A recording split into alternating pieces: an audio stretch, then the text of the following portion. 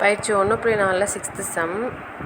கொஷினில் ஏன்னு ஒரு செட்டு கொடுத்துருக்காங்க மற்றும் பிங்கிறது நேச்சுரல் நம்பர். மேலும் எஃப்ங்கிறது வந்து ஏலேருந்து பிக்கு போகிறப்ப F of X equal to X cube அப்படின்னு சொல்லி கொடுத்துருந்தாங்கன்னா ரெண்டு கொஷினை நமக்கு வந்து சால்வ் பண்ண சொல்கிறாங்க.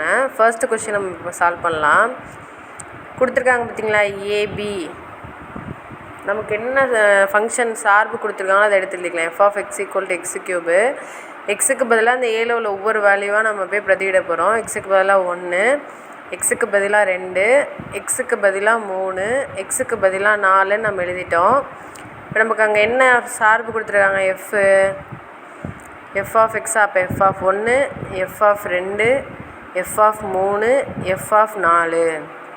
எக்ஸ் இருக்க இடத்துல 1 க்யூபு, 2 க்யூபு, 3 க்யூபு, 4 க்யூபு.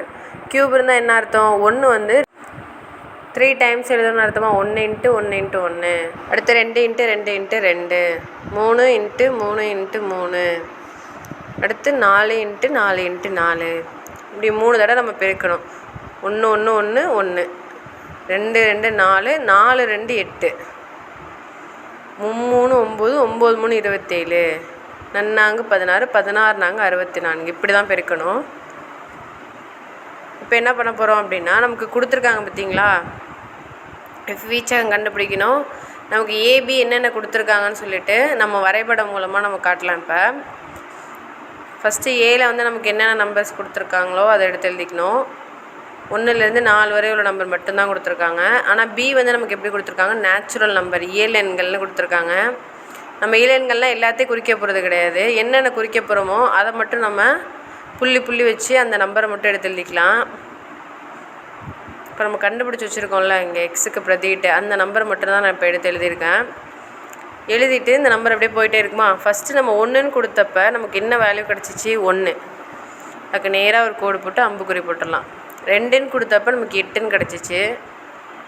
3ன்னு கொடுத்தப்ப நமக்கு 27ன்னு கிடச்சிது. 4ன்னு கொடுத்தப்ப 64. இப்போ எஃப்ங்கிறது என்ன கேட்டிருக்காங்க, ஃபஸ்ட்டு நமக்கு வீச்சகம் தான் கேட்டிருக்காங்க. அப்போ எஃப்பின் வீச்சகம்னா என்ன வரும், நம்ம எங்கெங்கெல்லாம் அந்த அம்புக்குறி போய் ரீச் ஆகிருக்கோ அதுதான் வீச்சகம்னு அர்த்தம். 1 8 27 64 அந்த வேல்யூவை மட்டும் எடுத்து எழுதிட்டோம்னா எஃப்பின் வீச்சகம் கிடச்சிரும்.